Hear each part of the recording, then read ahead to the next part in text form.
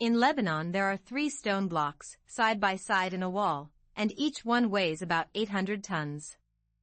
To put that in perspective, each block weighs as much as 5 passenger airplanes. They sit fitted together more than 7 meters above the ground, with perfect precision. And a few meters away, in a quarry, there's an even bigger one estimated at over 1,000 tons, cut, finished, but never moved. Abandoned mid-journey, as if the builders stopped in shock. This is the Mystery Archive, BAALBEK, and the Trilithon, the 3 largest building stones ever moved by ancient humanity. Today I separate what science has proven from what remains an enigma, and why this place became an obsession for mystery hunters. Open the file with me. First, the setting. BAALBEK sits in the Bekaa Valley, in Lebanon. In antiquity it was called Heliopolis, the city of the sun, and it housed one of the largest temple complexes in the Roman world, dedicated to Jupiter, king of the gods. The columns of the Temple of Jupiter are among the largest ever raised, each over 20 meters tall. But it isn't the columns that keep engineers awake. It's the foundation. The temple's base is built from colossal stones. And at the most famous point, 3 gigantic blocks form what's called the Trilithon. Each measures about 19 meters long and weighs roughly 800 tons.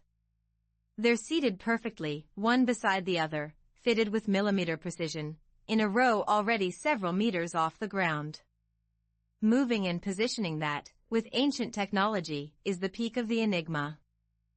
And the nearby quarry delivers the final chill. There sit at least 3 even larger blocks, never used. One of them, the stone of the pregnant woman, weighs around 1,000 tons.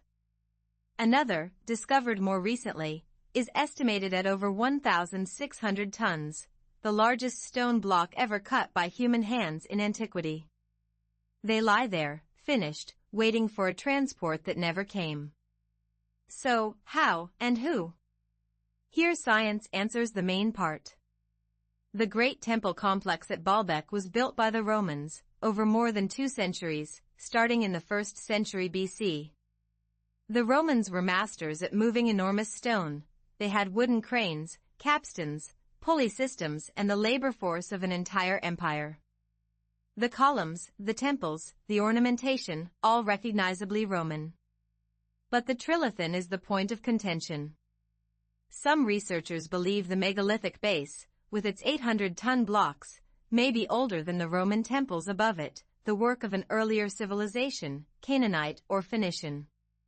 Others, and this is the dominant view today, say the Romans themselves moved the Trilithon, using techniques we're still reconstructing. Both hypotheses leave one question standing: how exactly did they drag 800 tons? And this is where science does not close the case with total certainty. Moving 800, and especially 1,000 tons, demands absurd coordination, thousands of men, resilient ropes, wooden rollers, ramps, and a prepared roadbed. Experiments and calculations show it is possible, but nobody has ever reproduced the feat at real scale. And the 1,600-ton block still lying in the quarry is living proof that this was at the absolute limit of what was humanly achievable. Why cut a 1,000-ton block and abandon it? Nobody knows. The hypotheses: a crack discovered mid-work that ruined the piece, a change of plan, or simply the realization that it was too big to move. That abandoned block is perhaps the most fascinating thing at BAALBEK. It's the exact moment a civilization hit its own engineering ceiling, and left the evidence frozen in time. We should confront the legend, because BAALBEK is one of the most exploited sites in alien theory. The claim: the Romans didn't move this, it was gods or extraterrestrials, and BAALBEK was a landing platform.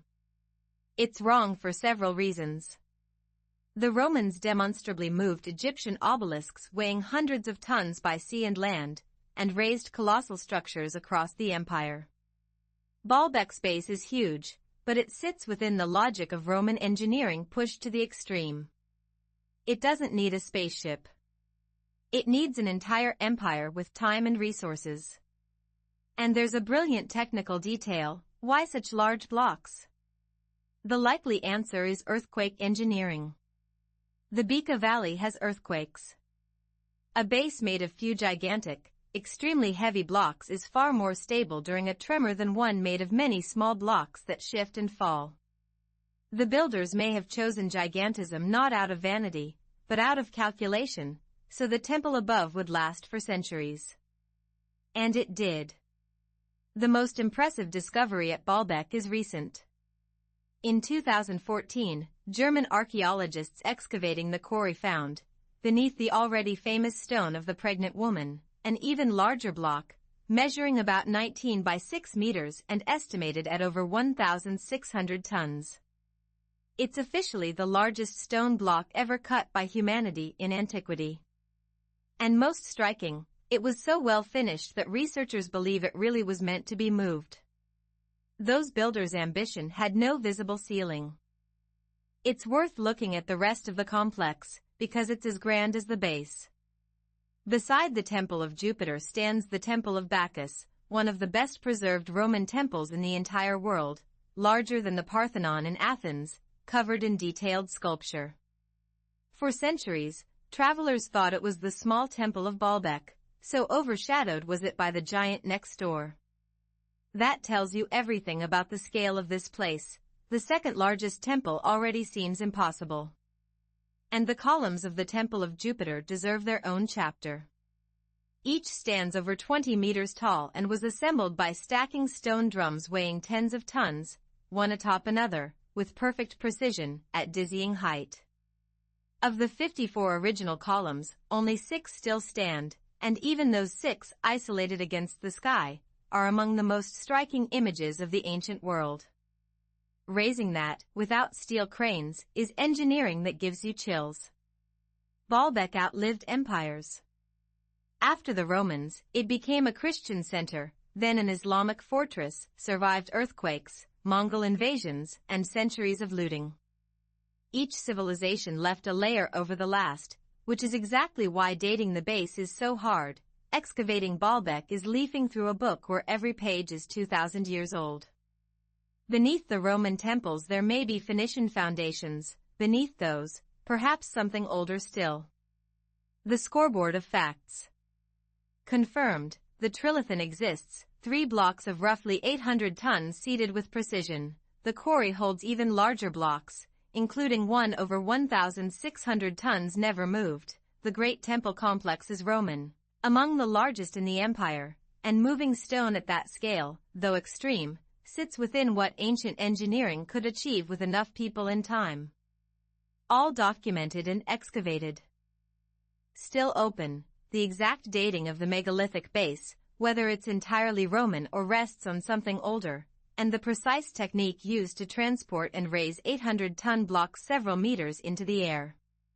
No ancient text describes the step-by-step. The work remained, the manual was lost. And here's the engineering reflection Baalbek forces on you. Why stop? Those builders cut a 1,600-ton block and backed away. At some point, the arithmetic of ropes, rollers, ramps, and men produced an impossible number, and the project froze. It's extremely rare for archaeology to catch the exact limit of a civilization, the point where we'll met physics and physics won. Baalbek preserves that instant in a stone lying in a quarry, waiting 2,000 years for a transport that the people of the time finally admitted they could not manage. My verdict for this file: Baalbek isn't an alien landing pad, it's a monument to the moment ancient engineering reached its absolute limit.